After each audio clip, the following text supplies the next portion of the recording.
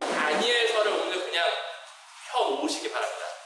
1장을 1장 8절에서 16절까지 한번 읽어보도록 할 겁니다. 다니엘서 1장 8절에서 16절인데요. 셀폰에 있는 성경책을 펴셔도 되고 성경책을 펴셔도 되고 1장 8절에서 16절까지 읽은 다음에 다시 5장 1절에 4절까지 읽을 거예요. 1장 8절에 16절 제가 읽도록 하겠습니다. 다니엘은 뜻을 정하여 왕의 음식과 그가 마시는 포도주로 자기를 더럽히지 아니하리라 하고 자기를 더럽히지 아니하도록 환관장에게 구하니 하나님이 다니엘로 하여금 환관장에게 은혜와 긍휼을 얻게 하신지라. 환관장이 다니엘에게 이르되 내가 내 주 왕을 두려워하노라. 그가 너희 먹을 것과 마실 것을 지적하여 하셨거늘 너희 얼굴이 조체하여 같은 또래 소년들만 못한 것을 그가 보게 할 것이 무엇이냐. 그렇게 되면 너희 때문에 내 머리가 왕 앞에서 위태롭게 되리라 하니라. 환관장이 다니엘과 하나냐와 미사엘과 아샤라를 감독하게 한 자에게 다니엘이 말하되 청하오니 당신의 종들을 열흘 동안 시험하여 채식을 주어 먹게 하고 물을 주어 마시게 한 후에 당신 앞에서 우리의 얼굴과 왕의 음식을 먹는 소년들의 얼굴을 비교하여 보아서 당신이 보는 대로 종들에게 행하소서 하며 그가 그들의 말을 따라 열흘 동안 시험하더니 열흘 후에 그들의 얼굴이 더욱 아름답고 살이 더욱 윤택하여 왕의 음식을 먹는 다른 소년들보다 더 좋아 보일지라. 그리하여 감독하는 자가 그들에게 지정된 음식과 마실 포도주를 제하고 채식을 주니라. 이번에는 5장 1절에 4절 읽도록 할게요. 5장 1절에서 4절. 벨사살 왕이 그의 귀족 1000명을 위하여 큰 잔치를 베풀고 그 1000명 앞에서 술을 마시느니라. 벨사살이 술을 마실 때에 명하여 그에 붙인 느부갓네살이 예루살렘 성전에서 탈취하여 온 금, 은 그릇을 가져오라고 명하였으니 이는 왕과 귀족들과 왕후들과 후궁들이 다 그것으로 마시려 함이었더라. 이에 예루살렘 하나님의 전 성소 중에서 탈취하여 온 금 그릇을 가져오매 왕이 그 귀족들과 왕후들과 후궁들과 더불어 그것으로 마시더라. 그들이 술을 마시고 그 금, 은, 구리, 새, 나무, 돌로 만든 신들을 찬양하니라. 아멘. 자, 다시 성경책을요 다니엘서 1장으로 앉으세요. 오늘은 말씀을 좀 읽는 부분이 있으셔서 그게 편하실 것 같아요. 질문 하나 할게요. 왜 안페어 스테이트멘트가 안 필요했을까? 저번에 여기 그 C 파운데이션 하시는 대표님이시라고 그랬잖아요. 그분 세미나를 듣고 잠깐 생각을 한 거 있었는데 맨하탄이 저에게 좀 특별한 곳이에요. 제가 서부 지역에서 동부 지역으로 2014년에 왔어요. 사역지를 옮겨가지고 사역을 하다가 그때 이제 맨하탄에서 캠퍼스 사역을 했고 저는 한국에서 CCC 대학생 선교회, 미국에서는 크루라고 그래요. CR라고. 거기 사역팀에 있었고요. 그래서 맨하탄 사역을 하다가 팬데믹 때 이렇게 다 클로즈다운 하는 바람에 사역지를 뉴저지로 옮겼어요. 그때는 뉴저지로 학교가 오픈되어 있어서 그때 이제 많은 변동이 있었고 저는 다시 뉴저지 사역팀으로 옮겨가지고 이제 거기서 사역을 하고 있었죠. 맨하탄 사역을 할 때요. 저희 와이프 박경선 간사랑 같이 했는데 집은 뉴저지예요. 여기 비싸서 못 사니까 뉴저지에서 음식을 만들어서 양쪽 가방을 가득 채워서 거의 매일 학생들이랑 점심 때 나눔을 하려고 음식을 갖고 버스를 타고 지하철을 타고 다시 버스를 타고 콜롬비아, 잔제이, 그 다음에 NRU 이렇게 요 거리 FIT까지가 제 사역지였어요. 맨하탄에서 하는 게 참 감회가 새로워요. 저희가 같이 모였던 오피스가 46가 세븐스 애비뉴에 있어서 마치 이런 거보다 좀 완전 허름한 건물이었어요. 일명 옛날에 어떤 분이 찜질방 하셔다가 망했다고 하시는데 우리는 찜질방 너무 좋아하죠. 겨울에 온돌이 쫙 나오니까 그거 치지 마라. 그냥 우리가 그대로 쓰겠다. 학생들 너무 좋아하죠. 겨울에 모여가지고 막 허리를 지져야 된다. 최적의 장소였어요. 맨하탄이 저에게 좀 약간 특별한 좀 그런 장소인 것 같아요. 몇 주 전에 신목사님 저한테 설교 부탁을 하고 나서 신목사님 녹화되면 안 되겠는데 카톡을 보내면 답이 한참 뒤에 오세요. 아시죠? 편집해주세요. 좀 어떤 분들이 계실까 궁금했어요. 그래서 어떤 말씀을 전할까 하다가 제 생각에는 맨하탄 여기 엠파이어 스테이트 빌딩 앞에 분명히 예배를 드리는 목적이 있을 것이다 라는 생각이 들어서 제가 이제 캠퍼스 사역 중에 학생들과 성경 공부를 한 것 중에 다니엘서 말씀이 저한테 항상 남았고 이 말씀을 좀 같이 한번 나눠보고 싶다라는 생각이 들어서 오늘 함께 하게 되었습니다. 제가 학생들과 사역을 할 때요 좀 이렇게 대화를 얘기를 많이 해야 되잖아요. 그렇기 때문에 다양한 방법들을 좀 써요. 그 중에 하나가 인생 그래프를 그려보라고 합니다. 이게 뭐냐면은 내가 태어나서 현재까지 살아있는 동안에 삶의 높낮이, 고난과 역경을 한번 그려보고 그때마다 하나님이 너한테 감동을 주신 영적인 그래프를 그려보라고 저희가 시켜요. 그래서 그 그래프를 가지고 나는 이때 무슨 일이 일어났어, 무슨 일이 일어났어 라는 것을 함께 나누기도 하죠. 하지만은 저희가 만난 학생이 20대니까 그래픽이 되게 삶이 다이나믹하지는 않아요. 근데 참 신기한 거 있죠. 그 친구들이 고등학교를 졸업하고 대학교에 올 동안에 얼마나 삶이 다이나믹할까라는 생각을 하겠지만 의외로 엄청나게 많은 이야기들이 있고 저를 아프게 하는 스토리들이 되게 많이 있더라고요. 한 학생은요 어머님이 이혼과 재혼을 반복을 하는 거예요. 이혼과 재혼을 반복을 하다 보니까 동생들이 늘어요. 12명까지 늘어요. 생각을 해보셨어요? 어머님이 이혼하고 또 재혼해. 동생이 또 생겨요. 어머니 이혼하고 재혼해. 12명이 집에서 살고 있는 것도 있고요. 또 어떤 학생들은 이민인이니까 신분적인 체류 신분 때문에 정말 어쩔 수 없이 여기를 떠나야 되는 경우, 어쩔 수 없이 내가 원하지 않는 학업과 내가 원하지 않는 길을 가야 되는 경우도 너무가 많이 있고, 또 어떤 학생들은 가정 불안 때문에, 어머님의 불안 때문에 내 삶이 왜 이렇게 피폐해지고 망가지고 있지라는 그런 생각을 갖고 있어요. 처음에 크리스찬 가정에 태어났지만 나의 삶에 대한 이런 궁금증을 해결하기 위해서 여러 군데 막 돌아다니죠. 이 종교, 저 종교, 사탄을 숭배하는 종교까지 가요. 막 몸에 문신한 거 갖고 뭐라 그런 건 아닌데 그 문신을 보면은 내가 얼마만큼 삶에 대해서 갈망하고 있는 것들이 그림으로 막 나타나 있더라고요. 이런 것들을 보면서 그 학생들의 영적인 상태들을 우리가 볼 수가 있을 거예요. 이런 아픔과 고통이 여러분들 삶 속에서 분명히 있을 거예요. 살아오신 날들을 잘 보면은 얼마나 내 삶이 롤러코스터와 같은 삶이었을까라는 것을 한번 보실 수가 있을 겁니다. 또 특히 우리가 팬데믹을 겪었잖아요. 지금 포스트 팬데믹이라고 하는데 팬데믹 겪고 난 후에 많이 사용하는 단어가 혼란, 혼돈이라는 단어예요.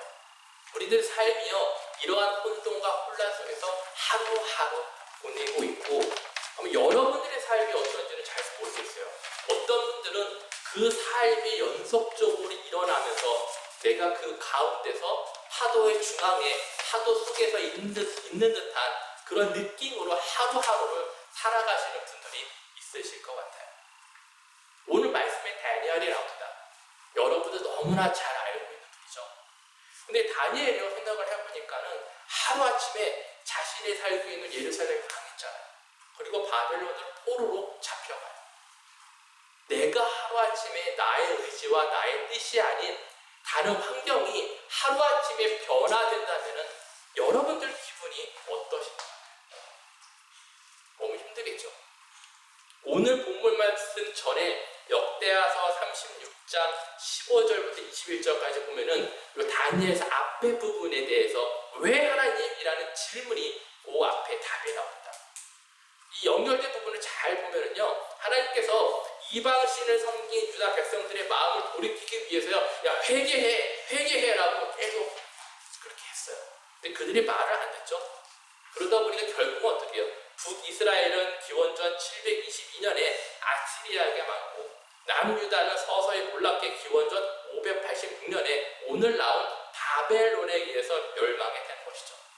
사람들이 다 어떻게 포로로 잡혀가고 불이 흩어졌어요. 이 모습을 보면서 내 삶이 이런 삶일까? 라는 생각을 해봐요. 그리고 다니엘서 1장 1절에 보니까 이렇게 적혀져 있어요. 1장 1절에 유다왕 여호야김이 다스린 지 3년 되는 해에 바벨론 왕 느부갓네살이 예루살렘에 이르러 성을 애워쌌다니 하면서 오늘 내용이 이제 시작이 되고 있습니다. 그리고 왕은요, 환관장 아스브나스에게 말하여 이스라엘 자손 중에 왕족과 귀족 몇 사람 곧 흠이 없고 용모가 아름다우시며 모든 지혜를 통찰하며 지식에 통달하며 학문에 익숙하여 왕궁에 설 만한 소년을 데려오라고 명령하셨습니다. 그리고 그들 중에 다니엘과 우리가 흔히가 말하는 그 세 친구들이 포함되어 있는 거죠. 하나냐, 미사엘, 그리고 아샤르가 포함됩니다. 이야기 잘 들으시면서 이런 생각 안 드세요? 아, 여기 나온 사람이 나를 말하네. 용모가 단정하고 뛰어나고 미모가 춤추라고. 그렇죠? 여러분들이 하나님께서요, 데리고서 이곳에 오셨어요. 내가 이곳을 바벨론이라 생각하면은 여러분들이 그 사람들 중에 한 명과 같은 사람일 거예요. 하루아침에 하나님을 섬겼던 이스라엘 백성들이 자신의 의지와 자신의 뜻이 아닌 바벨론의 침략을 인하여 이방신을 섬기죠. 다른 문화, 다른 언어, 다른 음식. 그 혼돈과 혼란이라는 것들이 그들의 삶 속에 지금 들어와 있는 거예요. 여러분들의 삶은 어떠세요? 이곳의 삶이 혼란과 혼돈, 다른 언어, 다른 것들, 여러분들 삶의 모습을 혹시 보여주고 싶지는 않은지 한번 생각해 봤습니다. 이민자의 삶을 살아가고 있는 우리들에게 미국이라는 나라는요, 참 어렵습니다. 언어, 음식은 좀 뭐 제가 좋아하는 편도 있긴 하지만 그래도 뭐 한 이틀 빵 먹으면 하루는 라면이라도 먹어야지. 그쵸? 아니면은 힘들죠. 제가 엊그저께 이틀 동안 빵만 먹었다가 밤 11시에 와가지고 죄송합니다. 라면에 밥을 먹었어요. 죽을 작정을 하고 미치겠네. 적응하려고 해도 안 되더라고요. 식당 가서 음식 주문을 하는데 언어의 벽을 경험하죠. 나는 분명히 소스를 달라고 했는데 얘는 이상한 것 갖다 줘. 이런 경험을 할 때마다 우리 삶 속에 괴리감 같은 게 자책감이 들죠. 내가 무슨 큰 돈을 얻으려고, 내가 무슨 큰 벼슬을 얻으려고 여기서 뭘 하고 있나? 라는 생각이 들 때가 많이 있습니다. 신앙인으로서는 무슨 생각이 드냐면요, 하나님이 나에게 원하는 게 무엇이지? 왜 나에게, 어쩌면 나에게 왜 이런 삶의 역경이 일어나고 있는 걸까라는 질문을 던지게 됩니다. 아마 어떤 분들은요, 아니요, 나는 그런 게 아니에요. 내가 이곳에 와가지고요, 세상을 이기노라, 내가 이곳에 와가지고 성공을 하겠노라 라는 생각을 가지고 오셨을 수도 있어요. 근데 하루하루 지나다가 보니까는 나도 모르게 세상에 갖고 있는 큰 밤, 엠파이어 스테이트 빌딩을 내가 넘어뜨리겠다라고 왔는데 나도 모르게 이 삶에 적응해가는 크리스찬의 모습을 살아갑니다. 만일에 여러분들이 그 삶을 살아가고 있다면 제가 오늘 본문 말씀을 통해서 왜 하나님이 이 세상 속에서 나를 보냈고 과연 이 세상의 밥이 저 엠파이어 스테이트 빌딩을 부수는 자가 과연 누구인가를 한번 알아가 봤으면 좋을 것 같아요. 첫 번째 제가 드리고 싶은 말씀은요, 믿음의 거룩함을 지켜야 합니다. 다니엘과 친구들은요, 왕의 선택을 받아서 포로로 잡혀가서 바벨론 왕국을 위해서 일하는 인재가 되기 위해서 이제 훈련을 받죠. 3년 동안 받게 됩니다. 4절과 5절을 보면은요, 갈대아 사람의 학문과 언어, 그리고 왕의 음식과 포도주를 먹어야 한다고 나와 있습니다. 그리고 환관장은 다니엘을 벨드사살, 하나냐는 사드락, 미사엘은 메사, 아사라는 아베느고라는 이름으로 바꾸었죠. 여러분도 혹시 이름 갖고 계시죠? 한국 이름, 영어 이름. 영어 이름 사용하세요? 한국 이름 사용하세요? 그죠? 대부분 영어 이름 쓰실 때도 있죠. 저는 제 이름이 김희기입니다. 할아버지께서 제가 아주 드라마틱한 제 이름에 대해 알려드릴게요. 할아버지, 저희가 기자 돌림이에요. 기자 돌림에 할아버님이 그래도 야, 저희 할아버님이 막내 옛날에 막내라 그러면 그 고모 있고 아들들 있고 하고 막내이셨어요. 그 중에 저희 아버님이 또 막내예요. 제가 또 그 아들이에요. 저희 아버님이 10번째신가 그래요, 할아버님의. 자, 근데 우리 집에 기자들이에요. 제 위에 형제들이 얼마나 많겠어요. 사촌, 철기, 만기, 인기, 두기, 석기, 대기 다 나왔어요. 할아버님이 뜻은 좋은데 나오는 거 희자밖에 없다. 희자가 멋진 것 같아요. 뜻은 좋아요. 제가 한국에서도 희기라는 이름이 정말 싫었어요. 알아들을 수가 없어, 사람들이. 옛날에 아직도 기억이 나는 게 예약을 하고 옛날에 민박집을 갔더니 어떤 할머님이 제 이름을 딱 펼치시고 기다리고 계시더라고요. 시기. 시기라고. 미국에 와가지고 나는 미국에 오면 내 이름을 바꾸겠다라고 했더니 처음에는 미국 이름을 썼는데 저희 스태프 중에 한 명이 너 이름을 왜 바꾸냐? 그냥 미국 이름이 좀 발음하기 편해서 했더니 너 아버님이 너한테 분명히 뜻이 있어 이름을 하는데 바꾸지 말라. 그래서 제가 다시 한국 이름을 써요. 사람들한테. 이처럼 여러분들 이름에 뜻이 있어요. 근데 오늘 이제는 나온 이 다니엘에도 당연히 이름에 뜻이 있었겠죠. 히브리어로 하나님이 나의 재판과 재판관님이시다라는 뜻이었어요. 근데 이거를 바벨론 왕국으로 가자마자 이 사람들이 벨드사살, 즉 이방신인 벨을 붙여서 벨이여 그의 생명을 보호하소서라고 했어요. 딱 봐도 비꼬듯이 바꾼 거예요. 너 하나님 좋아해? 바꿔줄게, 벨. 다 이름 바꿨어요. 자, 그런데요, 우리가 잘 봐야 될 것 있어요. 지금 음식, 학문 이런 것들을 바꾸라고 얘기를 하고 있는데 8절을 보니까요. 다니엘은 뜻을 정하여 왕의 음식과 그가 마시는 포도주로 자기를 더럽히지 아니하리라 하고 자기를 더럽히지 아니하도록 환관장에게 구하니라고 되어 있습니다. 자, 저를 보시고 이렇게 따라해 볼게요. 뜻을 정하다. 뜻을 정하다가 무슨 뜻이냐면요. 마음을 먹다라는 뜻이잖아요. 마음을 먹다, 뜻을 전하다라는 거예요. 고린도후서 9장 7절을 보니까 각각 그 마음에 정한 대로 할 것이요라고 적혀져 있어요. 자, 다니엘은요 다 수용을 했어요. 내가 이름을 바꾸는 것도 좋아. 내가 공부를 하는 것도 좋아. 내가 어떤 걸 해도 하는 것도 좋아. 그런데 내가 이 음식과 술은 먹지 않겠어. 채식주의자가 아니죠. 사람들이 그냥 뭐 영광 돌리는 그게 아니라 이 글씨가 빠져나요. 뜻을 정함이 있었다는 거예요. 자, 이방신에 의하여 자신을 더럽히지 아니하리라는 하나님을 향한 그의 마음의 뜻을 정합니다. 내 거룩함을 지킵니다. 내 거룩함을 지키기 위해서 뜻의 정함이요. 여러분들의 삶 가운데 있어요. 오늘 예배 드리러 오셨죠? 그냥 오신 것과 내 마음의 뜻을 정하고 오신 것은 100% 제가 여러분들 질문하고 싶은 게 그거예요. 이방신이 내린 제물로 드린 이방신이 그 음식 갖고 제물을 드린 이방신에게 음식으로 제물을 드려서 그 음식의 왕한테 올려고 다시 자기한테 오니까는 다니엘이 그걸 실험한 거죠. 스스로 내 거룩함을 더럽힐 수 없다. 말한 거고. 맨하튼 여러 문화가 공존하잖아요. 그렇죠? 유대인이 사장이 되고 있고 어떤 동료분들이 힌두교, 이슬람의 친구들 또 그분들이 고객이 되기도 하고 나의 상사가 되기도 하고 나의 친구가 되기도 합니다. 제가 LA에서 뉴욕에 왔을 때 가장 힘든 것 중에 첫 번째 하나가 뭐냐면은 히잡을 쓰신 분들이 너무나 많았다. LA는 히잡 쓰신 분들이 별로 없어요. 더워서 그런지 몰라도 히잡 쓰신 분들이 거의 없어요. 문화 자체가 그런 문화가 아니에요.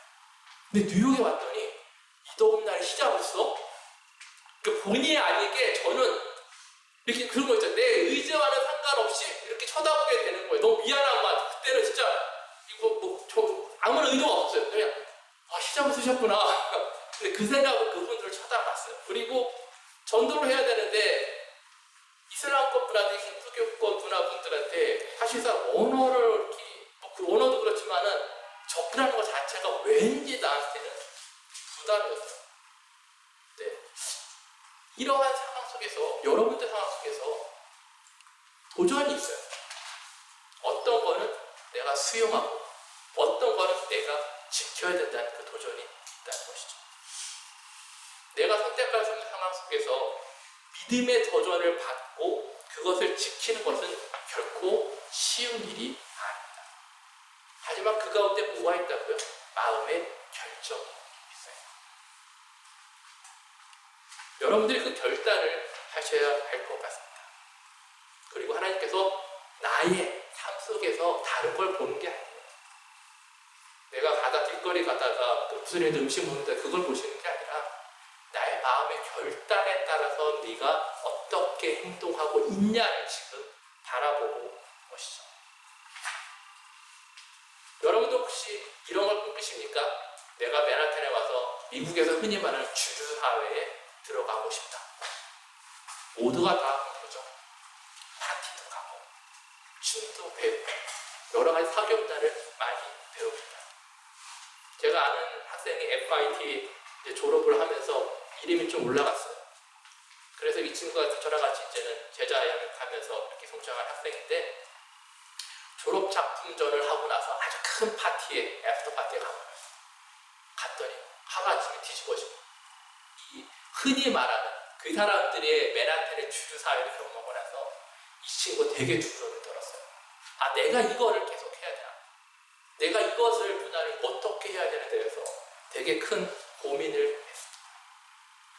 아까 말한 예배 또한 그렇고 우리가 신앙적인 근본의 시작은 바로 여러분들 마음의 결단입니다.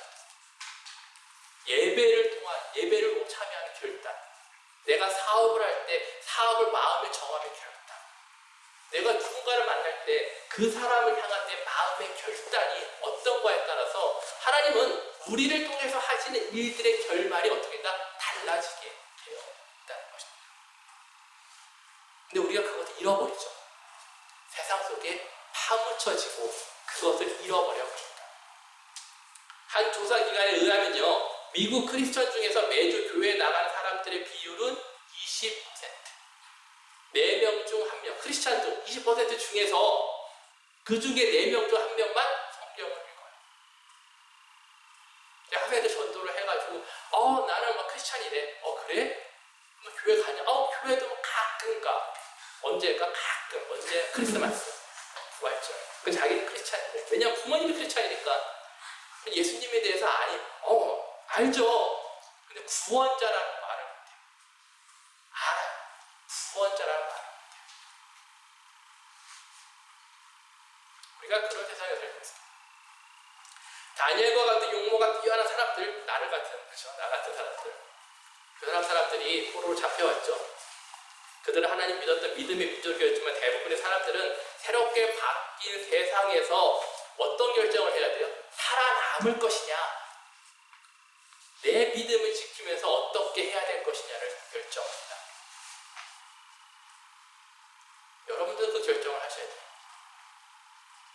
알고 있지만은 내가 내 신앙을 지키려다가 혹시 불이익을 받는 건 아니야. 그런 걱정이 있죠.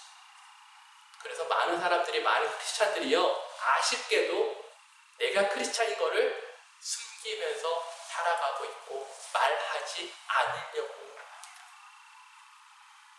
지금 여러분들이 그런 마음으로 세상을 살아간다면 첫 번째로 해야 될 것은 오늘부터라도 믿음의 결단을 하십시오. 두 번째는요, 보이지 않는 하나님의 손길입니다. 한국과 미국의 두 나라의 종교 현황을 잠깐 보면은요, 기독교 인구의 숫자가 점점점 감소하죠. 2021년 기준으로 해서요, 40%까지 떨어졌지만은 증가하고 있는 사람의 부류가 있습니다. 힌두교일까요? 무슬림일까요? 아닙니다. 어떤 부류이냐? 나는 종교에 아무 관심이 없다. 일명 우리가 말하는 무종교가 증가하고 있습니다. 30%까지. 조사 기간은요, 머지않아서 종교가 없다고 하는 사람들이 10년 안에 크리스찬의 비율을 추월할 것이라고 합니다. 이러한 현상도 여러분들 삶 속에서 나타나고 있을 것입니다. 점점점 하나님에 대한 관심도 떨어지고요. 종교에 대한 관심도 떨어지고 있죠. 다니엘은요, 하나님과의 1대1 관계가 세상의 그 무엇보다 위에 있던 사람이었습니다. 그래서 그 결단의 원천이 바로 거기서 나옵니다. 여러분들의 삶은 어떻습니까? 나의 신앙은 하나님과의 1대1 관계가 성립되어 있으니까 아닙니까? 만일에 그 관계가 성립되어 있지 않잖아요. 어떤 일이 벌어지냐면 내가 어려운 일을 당하거나 힘든 일이 닿으면 나의 결단은 무너지고 합니다. 예를 들게요. 내가 오늘 여기 예배 드리는데 내가 매주 음식을 아주 화려하게 하기로 약속을 했어요. 첫날 왔더니 한 병도 안 왔어요. 음식이 50인 가요. 마음속에 불안하죠. 내가 아무리 먹어도 3인분을 먹었는데 47인분을 싸가지고 가요. 저 그거 경험합니다. 매주. 학생들 몇 명 올지 몰랐어요. 올 때는 최소한 맥시멈 넘버를 가져와야 돼요. 그날 2명 오고 3명 온다. 와이프랑 저랑 배 터지게 먹고 남으면 가져가야 돼요. 근데요, 힘들잖아요. 일이 힘든 게 아니에요. 음식을 싸우기 힘들고 내가 이걸 가져오기 힘든 게 아니라 상처받은 거에 대한 내 결심이 무너집니다. 그 결심을 사로잡는 게 뭐라고요? 나와 하나님과의 밀도의 관계. 8절을 보니까요, 다니엘이 뜻을 정하고 나서, 즉 마음을 단단히 하고 나서 환관장에게 자기를 더럽히지 않을 수 있도록 해달라고 부탁을 하는데요. 8절 마지막 절에 보면은요, 그 말투가 어떻게 되냐면 구한이라고 되어 있습니다. 구한. 새 번역 성경에는요, 간청하였다라고 되어 있고, 영어에서는 나한테 퍼미션을 달라, 허락해달라고 말을 합니다. 자, 다니엘은요, 지금 세상 앞에 아주 외로운 존재죠. 약한 존재예요. 하지만은 하나님과의 관계가 좋은 관계죠. 자, 다니엘의 환관장은요, 세상으로 봐도 될 것 같아요. 그 사람한테 어떻게 내가 세상을 향해 도전하는 방법을 알려주고 있는 거예요. 자, 포로이면서 훈련생이면서 아무것도 아닌 사람이 뭐가 그렇게 대단한지, 또 어떤 자세로 세상을 대하고 있느냐, 공손한 자세로 그들에게 부탁을 해요. 여러분들 직장 동료들, 그 다음에 고객들, 같이 일하는 사람들한테 어떻게 대해야 된다? 공손히 대하여 돼요. 말하지 않아도 알아요. 왜죠? 제가 이런 질문을 많이 해요. 옆에 계신 분들은 전도 왜 안 하세요? 라고 하면은 머뭇머뭇거려요. 그분들이 당신을 사랑하시나요? 머뭇머뭇거려요. 다 아시나요? 세상을 이기는 방법 중에 하나는요, 바로 이 자세예요. 부탁하고 공손히 세상을 바라봐야 된다는 것입니다. 그런데 여기서 우리가 아주 잘 봐야 될 핵심 포인트가 있어요. 나와 하나님과의 관계가 바로 섰잖아요. 자, 그럼 이게 어떻게 하나님께서 나와 세상을 연결시키냐가 여기 핵심 포인트가 있습니다. 자, 9절을 보면 이렇게 적혀 있어요. 9절에 보니까 하나님이 다니엘로 하여금 환관장에게 뭐를 준다? 은혜와 긍휼을 얻게 하시지라고 했어요.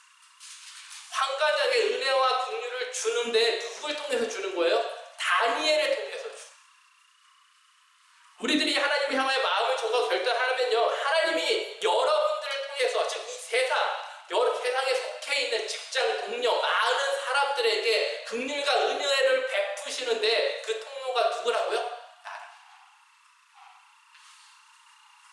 그렇게 하신 것을 여러분들이 믿으시기 바랍니다.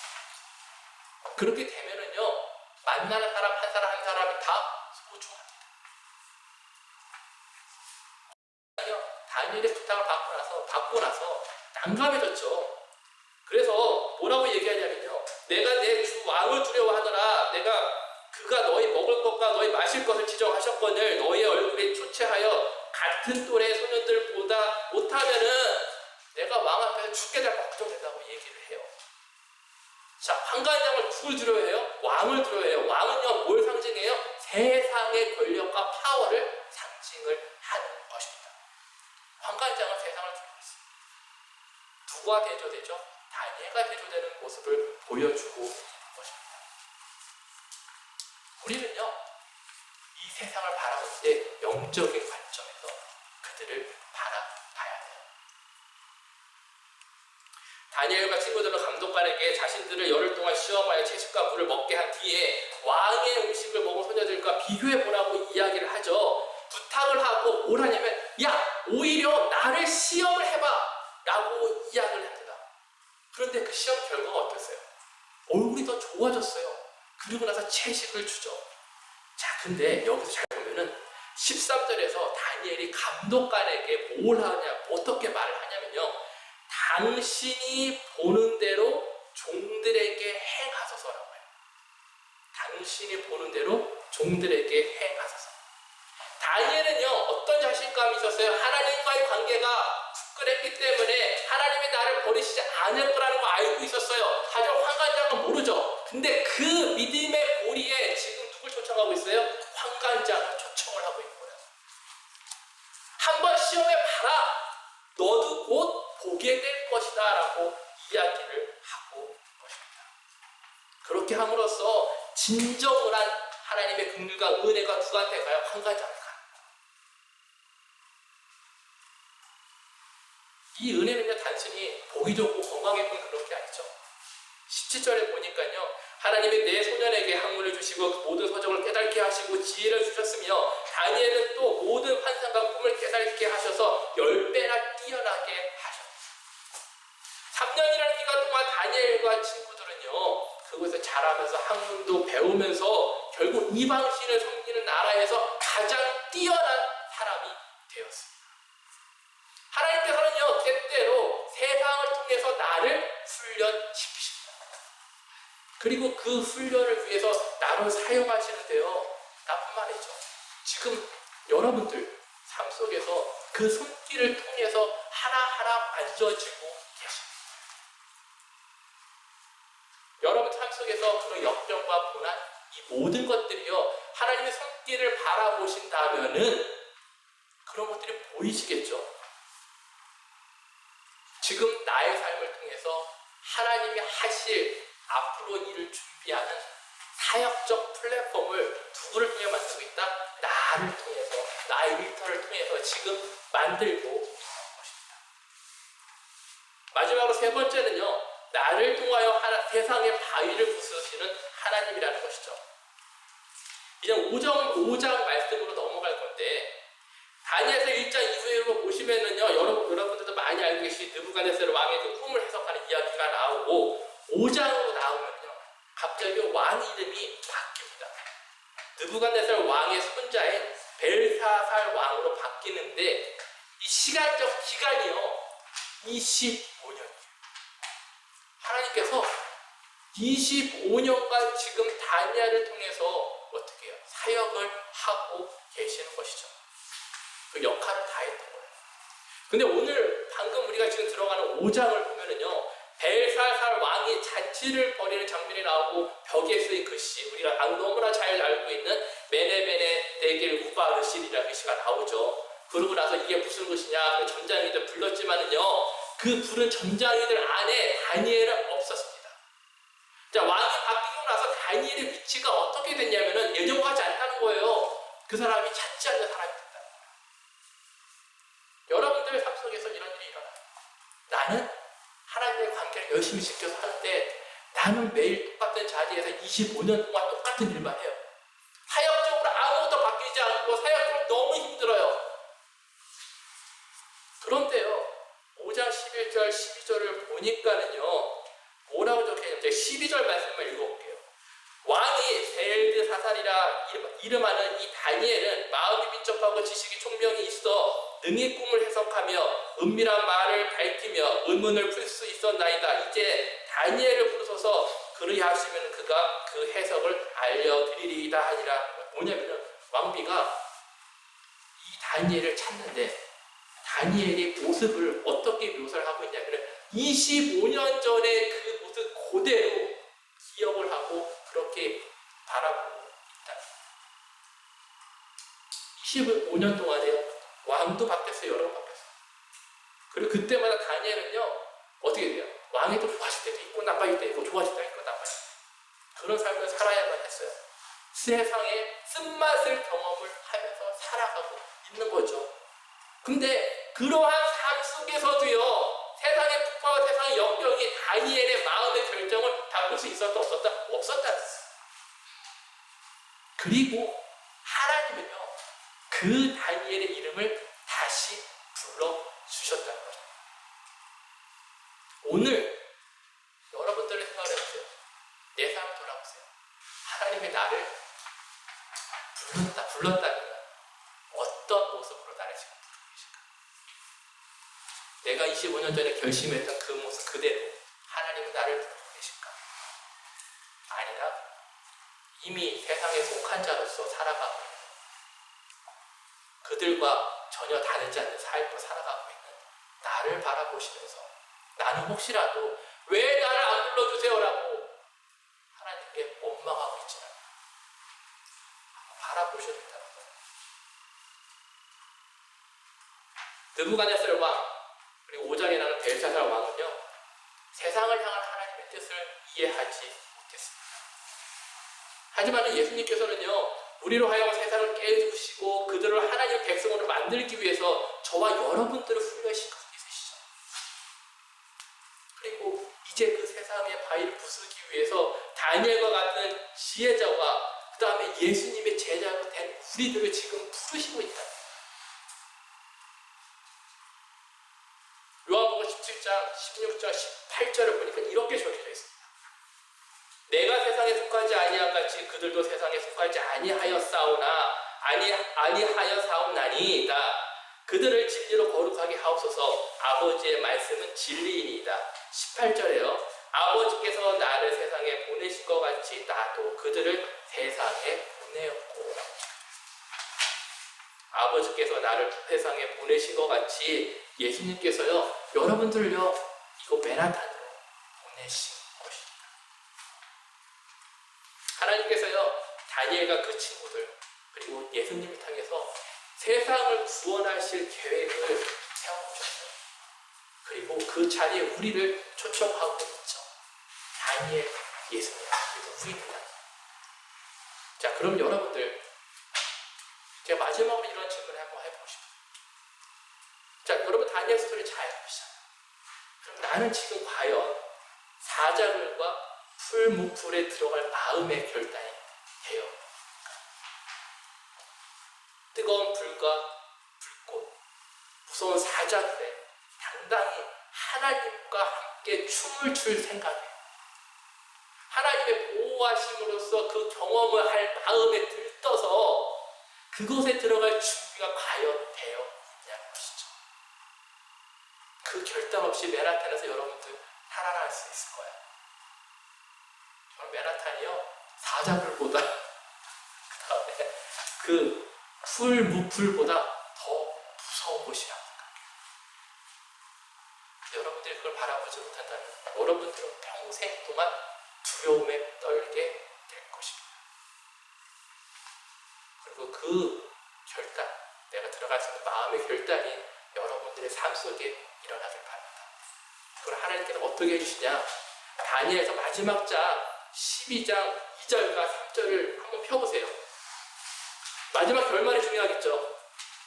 다니엘서 12장 2절과 3절을 이렇게 적혀져 있습니다. 다 같이 한 목소리를 읽어보기 찾아보시면요, 다니엘서 12장 2절과 3절을 다 함께 읽어보도록 하겠습니다. 땅의 티끌 가운데에서는 자는 자 중에서 많은 사람이 깨어나 영생을 가리는 자도 있겠고, 수치를 당하여서 영원히 부끄러움을 당할 자도 있을 것이며, 지혜 있는 자는 궁창의 빛과 같이 빛날 것이요, 많은 사람을 옳은 대로 돌아오게 한 자는 별과 같이 영원토록 빛나리라. 하나님께서 저와 여러분들 어떻게 만드신다고요? 별과 같이 영원토록 빛나는 사람으로 선택하셨고 그렇게 만드십니다. 이제 나의 결정이 남았어요. 여러분들 마음의 결단을 하시기 바랍니다. 그리고 그 부름에 응답하시면은요, 하나님께서 궁창의 빛과 같이 빛나는 여러분들을 만나시고 하늘의 별과 같이 영원토록 빛나도록 여러분들의 삶을 그렇게 만들어 주실 것입니다. 그런 삶을 살아가시도록 예수님의 이름으로 축복하며 기도하겠습니다. 주님 아버지 감사합니다. 그렇습니다. 우리는 때로 이곳에서 살아가면서 세상이라는 곳, 정말 세상의 중심이고 세상 경제 중심이라는 메라탄에서 오늘 하루하루 살아가면서 과연 나는 어떤 마음으로 살아가고 있을까 다시 한번 생각을 해봅니다. 매일 저 무서운 곳에서 어떻게 살아남기보다는 내가 그곳에서 하나님과의 관계가 확고하다면은 하나님이 그 결단의 마음을 보시고 함께 이곳에서 생활하고 계실 것입니다. 하나님 바라는 것은 우리가 함께 예배드리고 함께 이곳에서 주님의 말씀을 정말 통해서 이곳을 변화하고자 하오니 아버지여 우리들의 마음의 결단을 통해서 이 세상의 바위를 부수는 자로 사용하여 주시옵소서. 저희들이 곧 예수님의 제자여 저희들이 곧 하나님이 원하시고 부르시는 다니엘인 줄 믿습니다. 한 분 한 분의 삶이 그렇게 되도록 주님께서 인도하여 주시옵소서. 감사를 드리오며 예수 그리스도의 이름으로 기도드렸습니다. 아멘. 찬양 있으신가요? 네. 참고로 제가 노래를 잘 모릅니다. 네. 제가 말씀드린 것처럼 기도하실 때 이렇게 되었으면 좋겠어요. 아, 여러분들의 마음의 결단은 무엇입니까? 왜 이곳에서 예배를 드리고 왜 직장에서 일을 하시고 내가 지금 하나님과의 관계 속에 문제를 살아가고 있는 내가 혹시나 세상의 두려움 가운데 지금 무너져서 더 뜨거워 보이는 불에 들어가기 두려워하는지 아니면 내가 지금 어떠한 위험과 그런 상황에서 좌절하고 있는 마음에 혹여나 하나님이 나를 향한 승리를 바라보고 있지 않을까 말씀드립니다. 함께 속으로 기도드릴 때 주님 내 마음을 온전히 다시 한번 드리오니 아버지와 나의 결단을 받아주시옵고 나를 지켜주시옵소서. 아버지 내가 힘나오나이다. 아버지 내가 세상에 무너졌습니다. 하지만 다시 한번 부탁드렸고 주님 나를 지켜주시옵소서. 이 시간 큰 소리로 조금더 같이 기도한 후에 제가 마무리하겠습니다. 기도하겠습니다. 주여 아버지 하나님께서 아버지 온전한 아버지의 손 가운데 오셔서 아버지 나를 이곳에 예배드리게 도와주시옵고 아버지께서 이곳에 나를 통해서 예배드리게 사용하게 하시면 감사드립니다. 아버지 주여 아버지께서 그 세상을 향한 그 바위에 남들이 말하는 것을 물어보자 아버지께서 나아가시고 아버지를 소원하는 그 첫사랑 가운데 내가 아버지께 소원하였고 아버지 그 사랑을 아버지께 드리겠다고 약속을 하였지만 어느덧 이 세상 속에 살아가면서 나도 모르게 세상의 그것들이 되어서 세상과 함께 흘러가는 세상과 함께 살아가는 그런 자의 모습으로 살아가고 있습니다. 오늘 말씀대로 하나님 내가 당신께 다시 한번 결단하며 나갑니다. 아버지여 나를 잡아주시옵고 아버지여 나를 지켜주시옵고 아버지여 나를 통해서 그 세상 바벨론 왕국을 통해서 아버지의 백성을 세우시는 것처럼 내가 이 세상을 통해서 아버지 내가 이 나라를 통해서 내가 이곳을 통해서 이 예배를 통해서 나의 삶을 통해서 나의 직장을 통해서 아버지 세상을 통해서 하오니 아버지여 나와 함께 하여 주시옵고 아버지여 나를 통해서 이 세상에 산에 서 있는 바위를 그 바위를 부어시켜 주시옵소서.